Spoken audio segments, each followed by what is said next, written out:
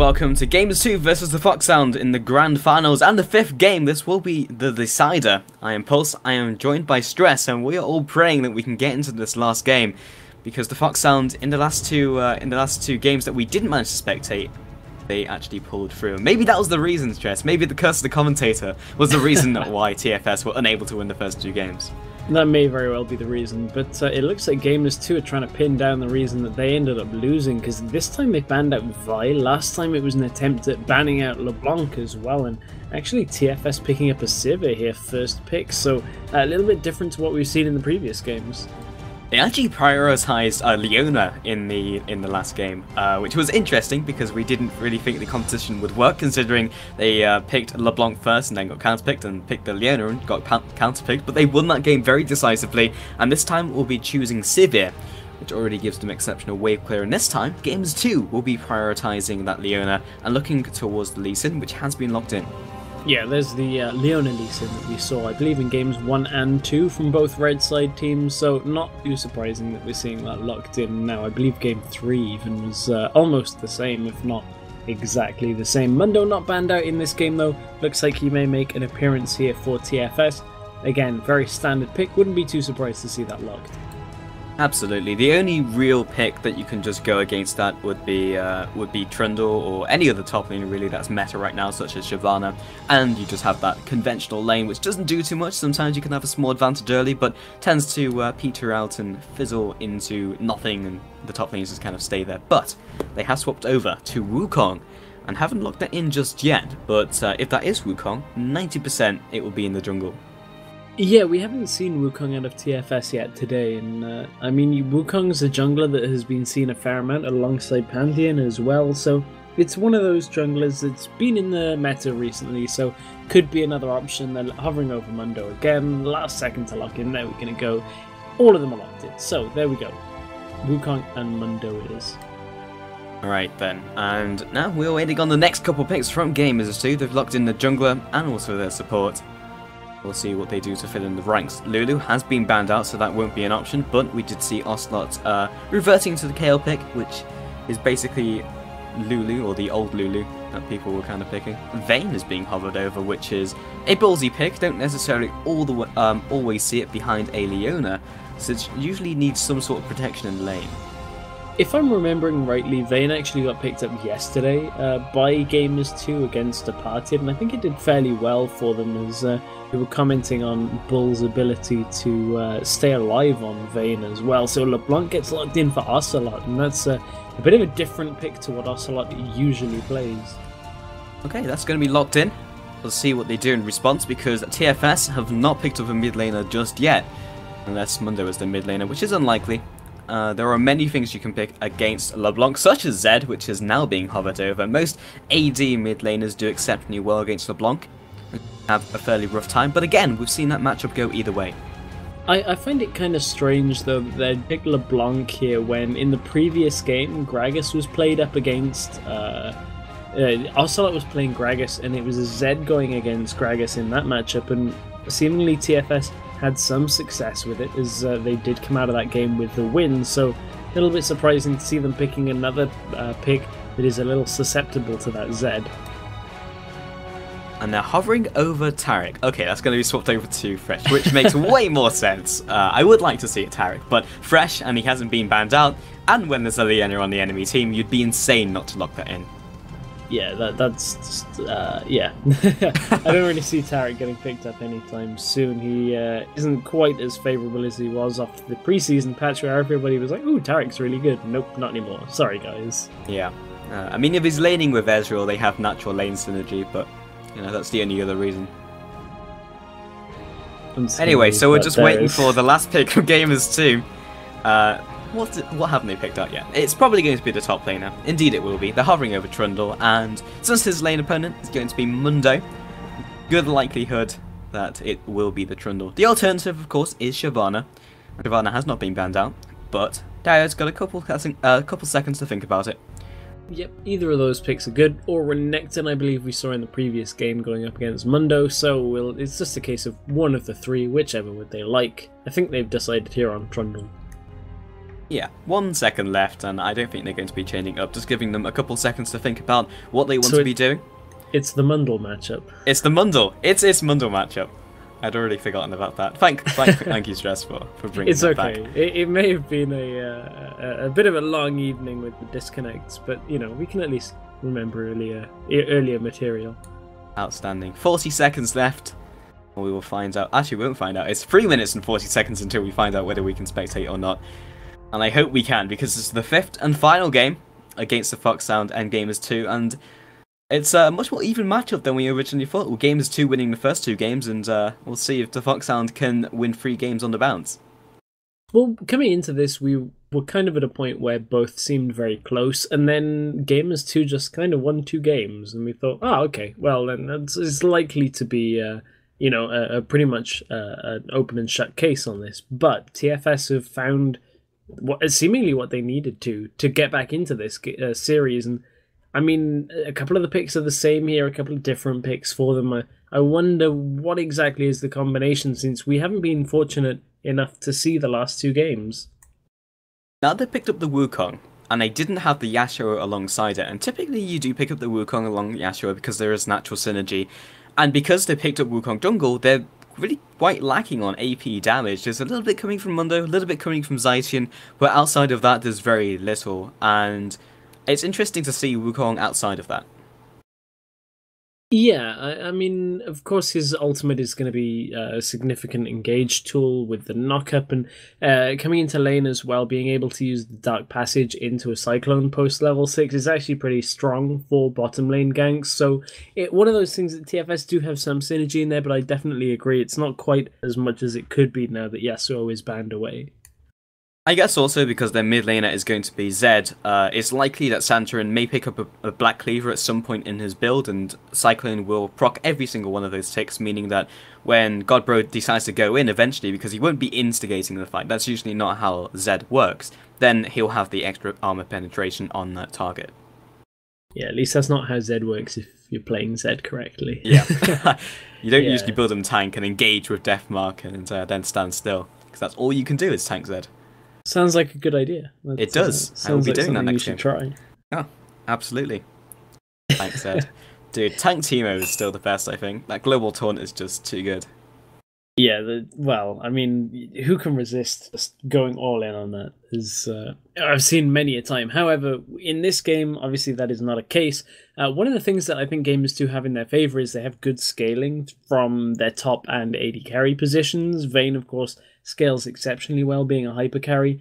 Trundle outscales Dr. Mundo as well here. So it's one of these cases that the later the game goes, the better it should be for Gamers2, and they can kind of accelerate through that if they can get kills onto Ocelot on LeBlanc. The TheFoxSound do have an answer though. They've picked up Zed, which will answer LeBlanc in lane, and then hopefully late game also answer Vayne. Because there is peeling there, but it's difficult to peel against a Zed who becomes invulnerable and untargetable for a couple seconds while he's using Deathmark. So that may be something that the TheFoxSound can use. They will have to do something about the LeBlanc, but also Zaitian's Fresh can do its own part in trying to disrupt LeBlanc's burst. And we're heading to the moment of truth. Okay. Fairly rapidly here. As the last part of the delay timer does tick down, and you know, we get to find out whether we get to bring you the good news or the bad news. About 20 seconds left until you'll know. Or the red pill. Which one's it going to be, Stress? I don't know. Kind of want to take the blue one. We'll see. Depends what flavour it is, man. If it's like blue raspberry, that stuff is legit. That's when you find out the red one's also raspberry. So you've either got raspberry or blue raspberry. How troll would that be? It would be. Oh. The logo has immediately disappeared.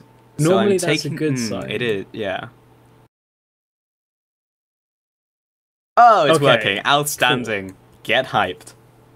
Right, that means I believe we're going to have a very short break as we head into the game. So we will bring you game number 5. It is loading up. It is almost ready to go. The players have paused for 3 minutes inside the game, so that's why we're going to a break. We'll be back in just a couple of minutes with the final game of the EUS Challenger Series number 19.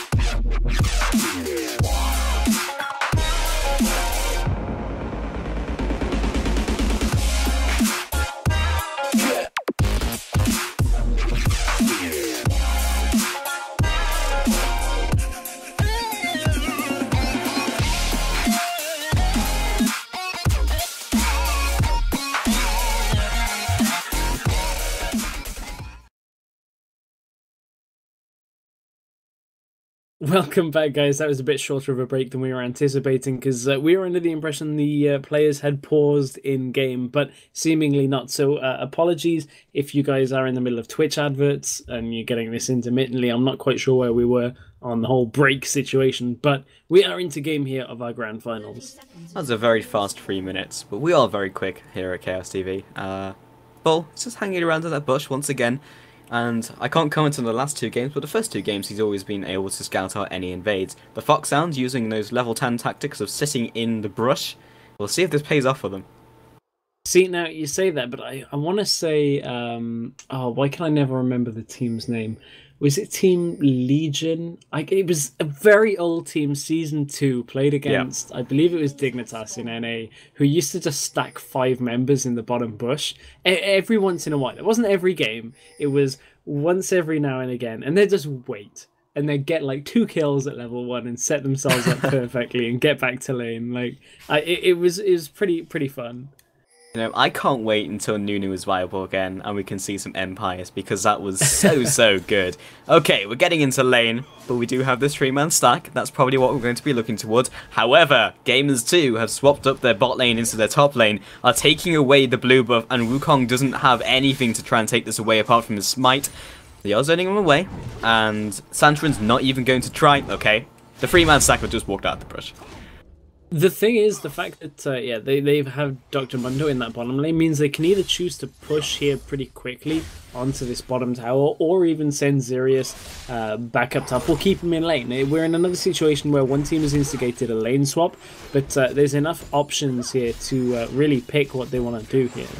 Interesting. Santorin going all the way to this blue buff from Gamers2. It has been warded up. Will he get the timing on the ward?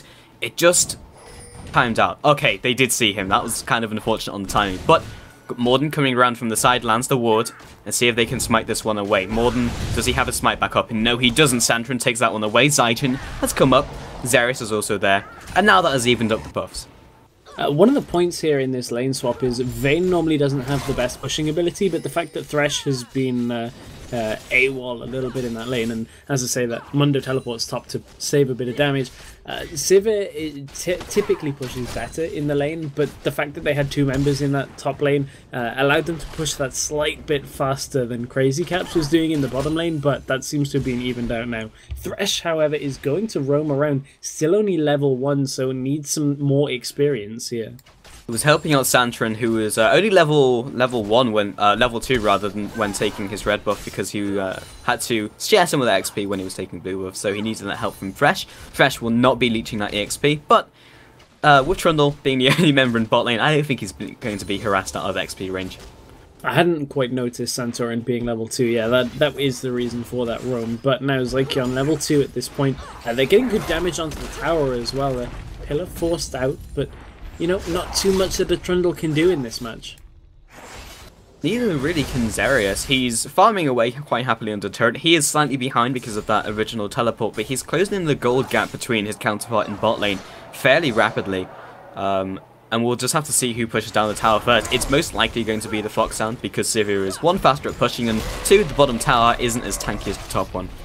Yeah, they've got significantly more damage. I mean, you're looking at probably 50% of the health bar is the difference between the 2 of them. And Xerius does have one thing to his advantage, though, is he can farm with cleavers if he desperately needs to from a distance, but the rate that they're pushing into the turret, he's actually kind of fine farming under the turret, whereas Trundle doesn't quite have that range. We see Morden down in the bottom lane just to alleviate some of that pressure, but doesn't look like a turret is quite going down anytime soon.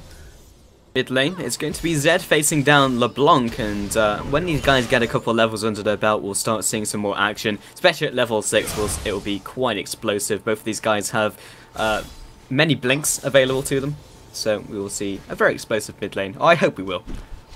I hope we will as well, but Ocelot is taking a lot of harass damage in this matchup. You can see he's already 10 CS down, but that's to be expected when going up against an AD mid laner who, of course, doesn't rely on mana either, so that harass can come out pretty frequently without having to worry. Morden is hanging around this bottom lane just to try and keep them away from this turret. And in mid lane, and at level 6, Godbro should have the advantage over LeBlanc. That is the reason why he picked it into that. However, Ocelot lands a good combo, a good harassment combo, lands the chains as well. And this is one of the reasons why it's kind of a skill matchup in the Zed LeBlanc. I mean, Zed on paper should have the advantage, but it's all down to when the silence gets used. If LeBlanc silences at the wrong time, she pretty much dies, whereas if she manages to silence while the death mark is on, you can actually mitigate a fair amount of the damage and then distortion away. So it's just one of those tricky little interactions. How is top lane doing? Zerius has kept his tower fairly healthy. Bot lane, however, has not even fallen yet. I wouldn't be surprised if we see Santorin head up to the top lane like he's doing now to at least even this into a 2 versus 2 and delay how fast Bull and Diode can push down this tower. Ooh, hook lands in the bottom lane. JRow should be able to walk out of this one pretty handily, though, as not enough damage yet on Sivir to really start chunking through a Trundle. Crazy Camps and Zaitian don't quite have the damage, especially in a 2 versus 2. Maybe in a 2 versus 1 they could get the kill off, but dragging himself into a turret, especially when the Ignite is up, is not what he wants to be doing. Deathmark used in the mid lane, and another Razor Shuriken lands. Ocelot will be escaping with his life, and the clone will be walking around the side. I'm not sure whether that was caught on stream, but there's a good few mobility abilities used there, as the Living Shadow was used to avoid the initial damage from distortion and then went on with the death mark. So it was one of those things that was pretty fun to watch, but it looks like we're getting a gank up in the top lane. Zerius has his ultimate, but Santorin doesn't, and Zerius is getting chunked down here by Bull. The clone is used, and Santorin doesn't have Cyclone, so he wasn't able to follow up. He's about half of the level away, though, so this right now is just holding the turret to make sure they get the turret advantage for now, but Zerius is pretty low here. They've got to be careful that a dive doesn't come out here as Dude hits 6. Their bot lane is recalling and is a good bet that they will go into the top lane and... Okay, they're not. They're just going back to bot lane, I think. But if they went up to top lane, they would be able to even it up. They seem quite happy to let the tower fall, though, even though Santorin is sticking around. I think they're looking for kind of a sweet spot with regards to Bull and Dude still being up in the top lane and having their bottom lane down in the bottom lane so they have dragon pressure. I think that's what they're aiming for here, just hoping that Zerius can hold the turret, and Godbro taking a lot of damage. Follow-up comes in from Ocelot, forces to use the flash. I feel like Ocelot may have just backed off there, but either way, the flash was still available from LeBlanc, so Godbro made the decision to use his flash, and Santorin actually had his ultimate at that stage, which is the reason why Gamers2 backed off in the duo lane top. Gamers2 have been forced not only off the top lane with their duo, they've been forced to bring them to the bottom side of the map, because here's the reaction I was talking about. They're looking for that time where they have that overlap in the bottom half of the map. The problem for them is LeBlanc is already roaming down. They haven't had a reaction out of Godbro. Here comes the engaged massive Zenith Blade. Diode gets the Zenith Blade past the Lantern Pole, but Gamers2 have at least disrupted this dragon attempt. Both of the top laners find themselves where they were initially, or where they should be, and Godbro just backs on off, so everyone just moves away from dragon. The problem with that, if you're Gamers2, is you weren't able to take down the top tower either, and that's really what they were looking for. They might find themselves the time with Zerius being forced to recall out in that top lane, but if Zerius doesn't use teleport here, it's still going to be available for a dragon fight, and I don't think Trundle can push on that fast. Sivir's already shoved out bottom and crossed the ward, so forced a reaction across that dragon pit, but really Gamers2 kind of, while denying dragon is great for Gamers2, they haven't established any lead or anything from that. And the TheFoxSound maintain their gold advantage from that initial turret. Doesn't look like top lane's going to fall anytime soon. Burning Agony and just Mundo in general will outpush Trundle. Especially, well, actually he doesn't have the advantage. Trundle actually came out ahead in bot lane with the extra farm. He was just there for a little bit longer. Mundo has, however, got the item advantage by backing, now has a chain vest and the giant's belt, but JRo's able to just tank that turret down and we'll just take that out without too much contest, but now it's on as Santorin use the Cyclone. The flash into Nimbus Strike and the Cyclone coming up knocks up Jay, while the flash over that pillar from Zerius should be enough to secure the kill. First blood comes in for Santorin. Here's the reaction from Gamers2, though. Santorin's been spotted up in the top lane. Still has Smite available, so no, he's not going to make it down to this fight in time unless they go all in. Crazy Caps is quite dead, hitting the Solar Flare, and Zerius did teleport in. They have disrupted the dragon, but it's 4 versus 3. Zerius takes some more damage. Morden is still very low, and Ball gets hooked. The Deathmark comes in. He won't be able to land any more follow-up as Diode is tanking him up. Santorin has walked in all the way from top lane, does not have his Cyclone. And still, the dragon is untaken. Morden is low enough that they're not even going to attempt it. And again, a dragon denied. Gamers2 that time actually got things for it. They got a couple of kills there, made sure that they're getting gold onto their members, and it's one of these things that now TFS are going to look to attempt dragon, but they really are a little at a loss here. Gamers2 go in, Condemn slams Zacian against the wall. They've got the follow-up, they pick up that kill. JWoww has come in all the way from back from base, and Dragon has very conveniently been started by TheFoxSound. The Gamers2 will collect that one.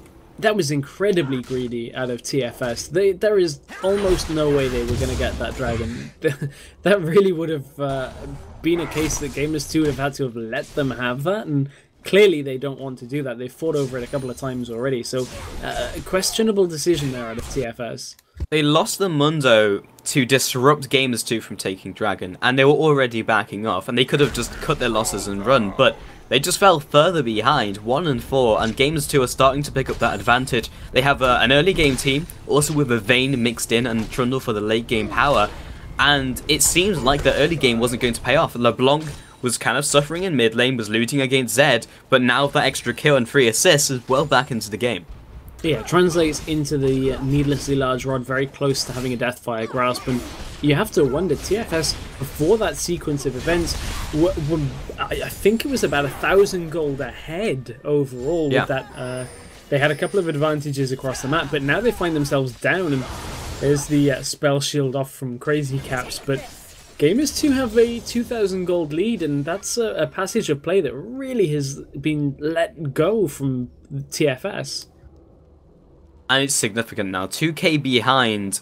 The TheFoxSound are in a position where, yes, they can carry on farming, and they're going to start hitting the stage where Gamers2 can start building armor, and they do not have the armor penetration to cut through that for another maybe 10 or 20 minutes, and that can stagnate the game. However, they do have Sivir, so they do have the potential in their team composition to stall out the game. They do. They've got to be careful, though, that Ocelot doesn't find his way through to the backline and blow up Crazy Caps, because that's going to happen pretty quickly. It kind of depends on the spell shield and what exactly you spell shield off with Sivir there, and again, the peel that's available, but I mean, if Ocelot gets his hands on Crazy Caps, then Crazy Caps won't survive very long, and if their wave clear isn't around, they'll start taking a lot of objectives. And the same thing can happen in the course of the TheFoxSound. They can delete Vayne using Zed, but they're not in a dominant position, or enough of a dominant position, to make that happen for them. Crazy Caps is being fairly aggressive. They know where they are right now. The second wave of buffs has spawned, and Morden was actually taking that up. And Morden's having some difficulties taking blue buff. I think he wants to just make sure it gets given over to Ocelot. You can see Ocelot pretty low on mana. LeBlanc kind of struggles with mana in the sense that you don't want to build mana items. We saw a couple of mid laners building Athene's Unholy Grail on LeBlanc in the tougher matchups. That was mainly just to make sure you can farm and keep yourselves relevant until you can get kills in the mid game, but Ocelot, not needing that this game, has gone for the needlessly large rod towards Death of the Grasp. Also games where it's a lot slower, or if your team is behind and it just allows you to farm. We've seen LeBlanc pick up Fiends and Holy Grail and have farm comparable to like a Gragas or Orianna. The hook lands onto Ocelot, they will go for the follow-up, the flake comes down, Morden has found him though. We'll be just using that Sigil of Science into the Mimic combo. Crazy Caps doesn't quite have the damage. Yeah, and they're going to be careful here hooking on to Ocelot, because you might think you've got LeBlanc, but as soon as Distortion comes out, you can get out of there pretty quickly. And Vayne trading against a Zed, that's not something you see very often, but it looks like Bull feels like he's got the position here. Still playing with fire, and it's a Zed who hasn't used Ignite, and a Zed who hasn't used the Death Mark, not Deathfire Grass, that's a different thing. But, yeah, I think Bull has made the right decision to back off. Yeah, I definitely think that's the right decision, especially after taking a tower shot. He almost certainly would have been prey to Godbro right then. However, TFS need to find something to get them back into the game, and Gamers2 can't make over-aggressive plays like that Vayne being a little too far out in the bottom lane. Okay, so Morden hanging around in the mid lane along with Ocelot. In fact, both the junglers are doing the same thing, except the support is not comparable to the mid laner of LeBlanc, who does significantly more damage. Yeah, you got to be careful of that. Now that Deathfire Grasp has been finished, that's going to give her even more burst potential and just mean that not a lot of members of TFS are going to be able to do much here. And Godbro actually running away from Bull here. That's a bit of interactions that's a little surprising. Vayne does have the Blade of the Ruin King finished, so that is a fair amount of damage and attack speed, but I still feel like Zed can all-in Vayne at this point. 1-4 is still the scoreline. We actually saw something very similar in, I believe it was the first or second game, or it had to be one of the first or second games. That's the only one we saw. But I think you're looking at game 2, where it was 1-5 all the way up until 30 minutes in the game. Yeah, that was the one. And these are different compositions, and they do wildly different things from what we saw in that second game. But we might see something very similar. We may do, although I have a feeling Ocelot might have something different to say about that. As you can see, I'm already looking for these small little engagements, and if he can latch onto one with that tether, might be able to delete one, and that gives them the numbers advantage. Okay, ward over the wall, which will not be taken out by the TheFoxSound. Get stealthed. Get denied. No animation cancel was available there, and they were able to take that down. I actually saw that in the second game where I think it was Zaitian threw down like a second ward, and Morden has found Santorin and he's out again. There's so much mobility on the side of Gamers2 when you take into account the distortion, the safeguard. I mean, even Tumble to an extent is just another way of maneuvering around these team fights, and it can kind of keep TFS on their toes quite a bit. The Dragon is starting to be taken by Gamers2, and it doesn't look like the team of the TheFoxSound are going to do anything about that. However, the mid lane is taken down. The turret was traded for that. JWoww did not get hit by the hook, but I don't think Zaitian would have wanted to land the hook. I'm not sure Trundle is the one they're looking for with those hooks, but nevertheless, Gamers2 forced to react, bringing somebody up to that top lane as Mundo and Civi will push that through exceptionally quickly. There goes the turret. And now TFS is starting to look like they're building themselves back into this game.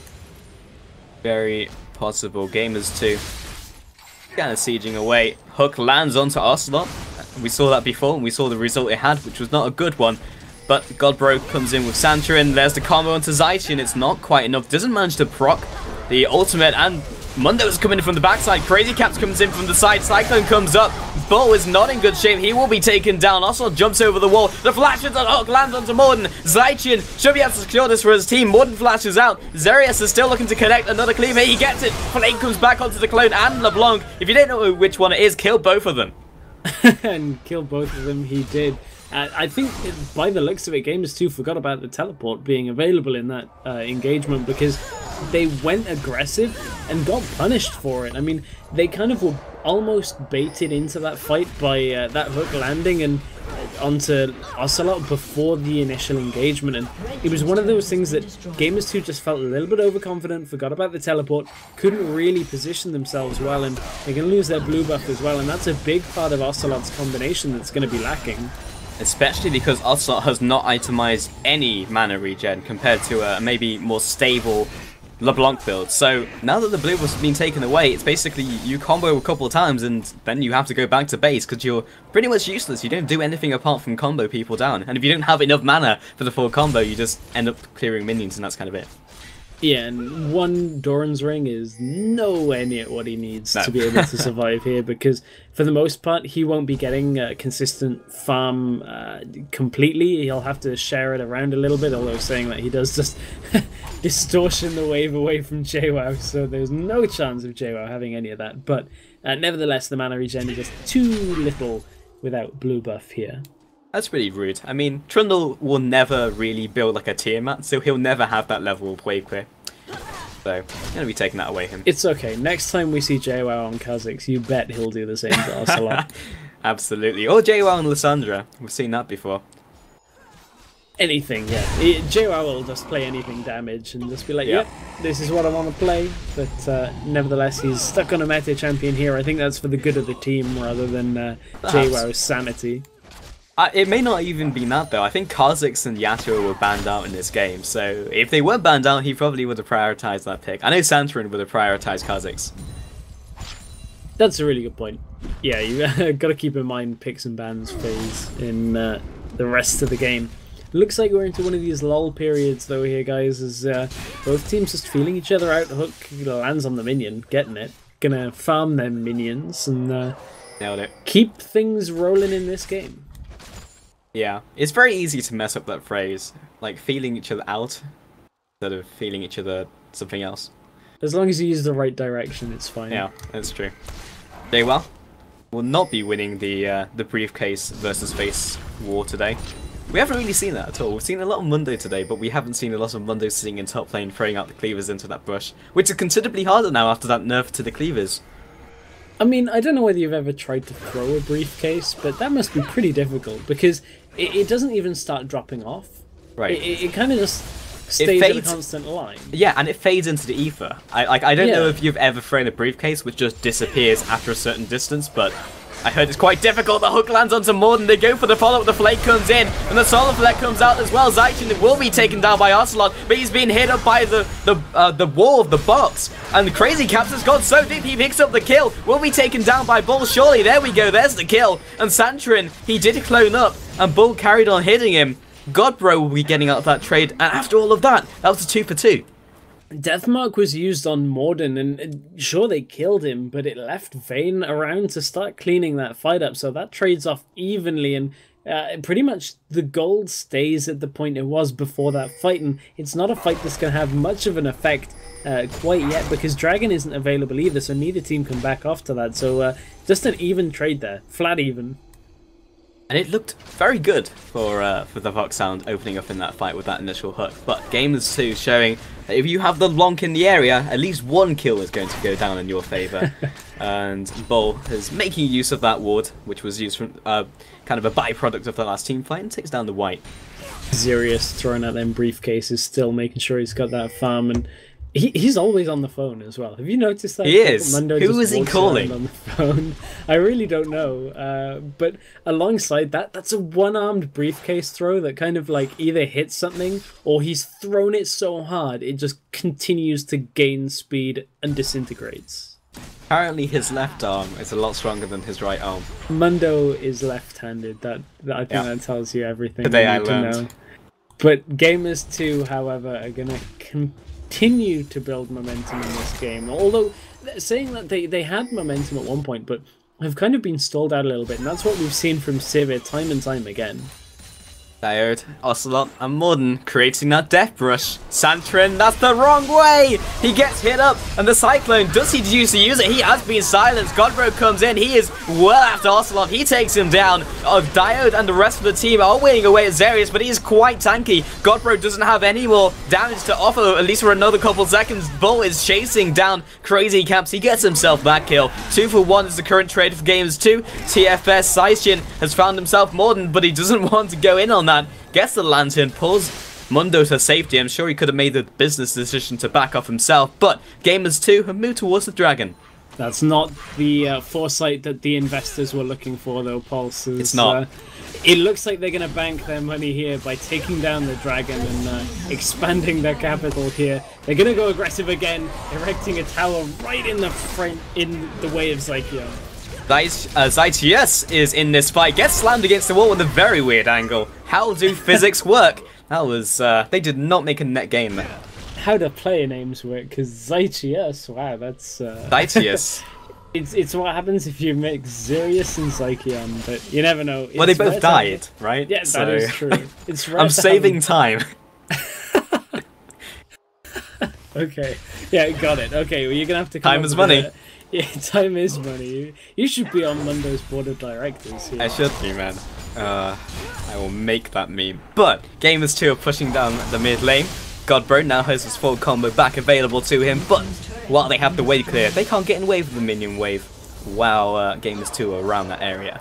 That was a lot of waves for one sentence. It was. Yeah, I could, like, if we were next to each other, I would have waved to you as well, and it would have, like, it would have been waves and, like, all the context. As long as it's one of those waves that was, like, actually to me and not to, like, somebody that was, you know, across the hall, and I'm just there like, oh, okay. You swear, Alright, fine then. Yeah, exactly. Just making sure it wasn't one of those. The wave of gold has come into Gamers2 recently. It looks like Mundo's been poorly investing right now. They've started to let their competition start gaining the advantage on the money tally. Indeed. Too much? No, man. It's never too much. Not when corporate Mundo's in. You can never have redundancy. Well, I mean, at this point, it looks like they're going through a bit of a financial crisis, if I'm honest. That's true. Their gold is not too far behind. I'm sure they can draw up some graphs for that one. I'm sure, but I would not want to see those stock portfolios either. As, you know, Mundo's not really sitting on a bank right now. He isn't. He needs to bank a plank. Where is the bank a plank? We haven't seen that build for so long. I mean, he can't do that anymore. He's clearly not the CFO of Mundo Incorporated. That's a good one. So Morden is farming up a storm in the jungle. 105 gold! That was a lot of gold. That was a fair amount, to be honest. That's a significant amount. But as we head back into this game, we're seeing Gamers2 again. In one of these more prolonged games. This one's been a little bit more explosive than game number 2 was, but so much focus on Dragon right now in the current metagame, and really that's a product of the preseason patches, which really adjusted the amount that Dragon gives you, and now you get more from Dragon. There's far more of a reason to contest it. Gamers2 are hanging around. Plus it's far less dangerous than going up against the Baron, who deals considerably more damage. And Dragon's damage does not really scale that well. Zarius, Santorin, staring down Diode and Jaywell. I don't think they know each other are there, but they're definitely staring each other down through that wall. Yeah, that's it's one of those things about vision is you can just like have that feeling. Yeah, got him, nailed it. Okay, Trundle using that tether for that vision. We'll be finding out where his competitors are, but Sean progressing through this jungle along with Diode, finding themselves in the mid lane. A lot of movement between mid and bot lane right now, and we're waiting on teleport to be up as well for Zarius, as that really will impact where TFS can apply their pressure. They are now behind once again. This has been a very back and forth gold lead game, so not too surprising to see TFS not overextending here, but Mundo thinks he's safe by that tower. There's 4 members of Gamers2 around, but they don't commit to this. Whoever he's on the phone to did alert him to that impending aggression from Gamers2. Bot tower will be falling. One of his market analysts. So like, yeah, your stock is tumbling in outer towers. Make sure you you know, fall back to a business plan. Inner towers, those are good. That is a good business plan. Recalling is also a good business plan. What's he going to pick up? What did he pick up? I think that was Giant's belt. So, you know, nice. Going with what he knows. He's already got one. It's doing him well in that Sunfire. Okay, he's going to pick up another. Consistency in business. Solid investment by Corporate Mundo so far. 6 and 10, they are behind in this game, but I'm sure his business decisions will pull them through into a fifth game win. They are currently 2 and 2. This is the 5th game of the best of 5 we have today in the US Challenger Series 19. Almost on 20, man. We are almost on 20. That'll be a significant number. I remember when I think I joined around about number 4. So it's been a while. I mean, just to think 20, and you know, most of those have been without spectator bugs. So thankfully, it's not been 20 packed full of spectator issues. That's true. I remember we could actually do a blind pick between the Copenhagen Wolves and NYM when spectator was so good, and so would the servers because they didn't need to pause out. It was such a good series. I'd loved blind pick, but unfortunately there's just a few too many bugs to not have the pause function. Blind pick is so good. I'd love to see it more in the EU scene specifically, because so many players are so good on specific champions. And Santrin, great on Kha'Zix, and everyone can like get exactly what they want, which is pretty neat. Yeah, I would love that as well. So Riot, please, Tournament Blind would be a great mode. Yeah. Like, just make Blind Pick with the ability to pause. That's all we ask.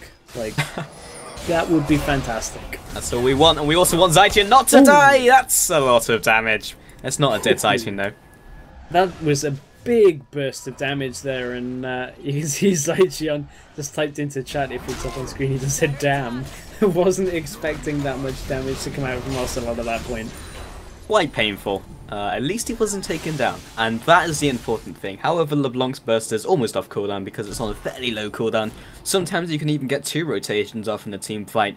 Now, Dragon has spawned, and I'm not really sure if it's a good idea to go after that from the TheFoxSound. Indeed, they will just concede it and farm up their jungle. Yeah, they especially cannot contest that now that Thresh took a lot of damage, had to back away. They could potentially have thought about it if they'd have all been there, but Vayne is pushing top. They had to send somebody over to deal with that. And okay, now this time Vayne, I really don't know whether you can beat a Zed here. Zaitian finds himself Bull, and he backs off very quickly. The Bladed Ruin King extra movement speed was just enough to get him out of there. Looks like Mundo took the private jet to the Thresh Express on that one. Didn't quite end up finding the mark with that cleaver, but nevertheless puts on the pressure, though teleport not going to be available. Seems like he's used his personal usage of the jet for the next couple of minutes. He has, and he won't be able to use that for a little while. Gamers2 now on the back foot, actually. The TheFoxSound. I actually wanted to call them Twisted Fate something. I saw the TF and I got confused. That's a champion we haven't seen in a while. Hey, what happened to Twisted Fate? He was a good guy. However, Dyer jumps in with Xenoblade. That was Crazy Cat's quick on the trigger thinger, and picks or uses the on the hunt, and that's a big cooldown down just from Dyer scaring him. Yeah, that was a pretty big cooldown that is being used there, and I know it's oh no, it's going to stay not relevant. We're not going to talk about Twisted Fate at all. No, we're not, but the Blue Wolf will be going down to the team with the TheFoxSound. Who's it going to go to? It's going to go to Crazy Caps. He's on low mana, and Sivir. Actually, a lot of AD carries benefit quite a lot from Blue Wolf, but Sivir is also one of them for that wave clear and a Ricochet. Yeah, some of her abilities are a little bit mana intensive. I believe it's Boomerang Blade actually it costs 110 mana when you take into account that Ricochet costs 40. The disparity between the two abilities is actually fairly large, and Boomerang Blade tends to go out a little bit more frequently as well. There is definitely being hit up by Diode and Bo and Morden, but doesn't seem to care too much, and will be taking the Fresh Express all the way to Fresh.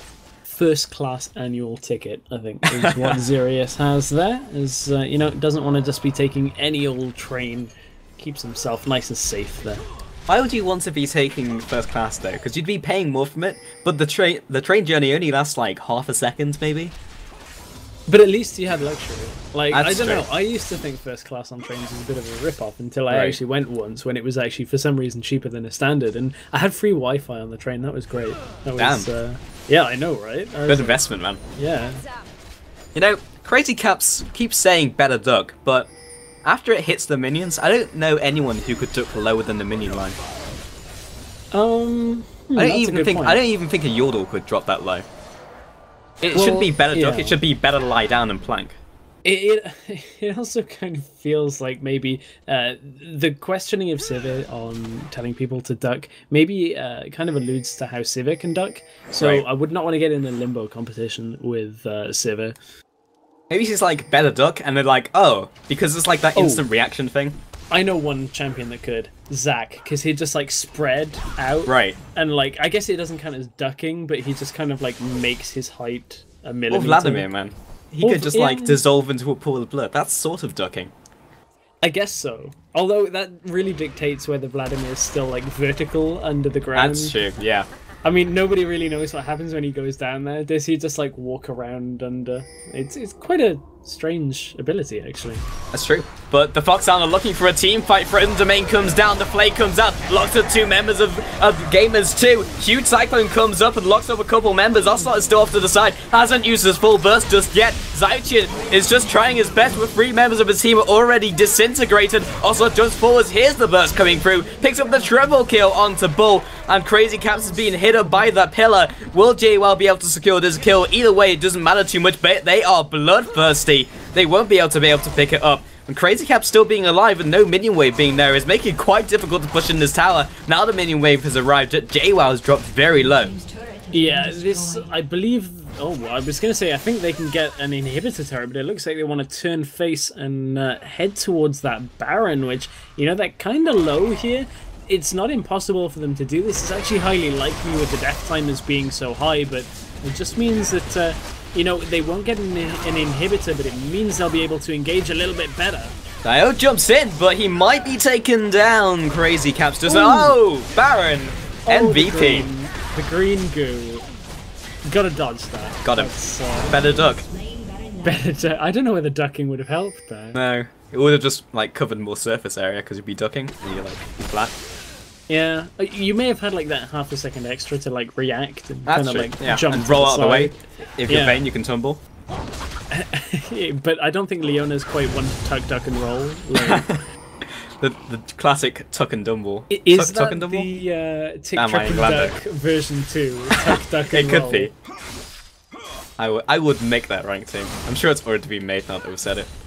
Probably. I mean, you know, that's how fast things happen on the internet these days. Although it also sounds like Tick, Truck, and Duck wandered really mistakenly into like a Chinese restaurant, and they're making like duck rolls. So probably not the best thing. Could be a cooking recipe. Look. Now I want drop and roll. And now I want like hoisin duck rolls. Sorry, I chat. do as well. Now I've just talked about food. So... We've been sitting here casting for a while. We haven't really had a chance to get up and eat. So. Well, you know, I could have. Well, I wouldn't have ordered food anyway because of the likelihood of Spectator actually working. But we're lucky we're able to bring you game number 5. It's kind of one of those indeterminate things. Still pretty close game. Gamers2 are still not 1,000, 10,000. More than 1,000. Close game. But quite a large number of goal difference. It's quite a large number, but Gamers2 have not been completely wiping the flow of the TheFoxSound in every single team fight. Last time was a little bit difficult, but they get caught out in the jungle. That's going to be a different turnout. Leona's Soul Flare comes out, hits Darius. I mean, he can't go any further, but there's always the one to take the fresh lanterns. Always. JWoww's very aggressive here.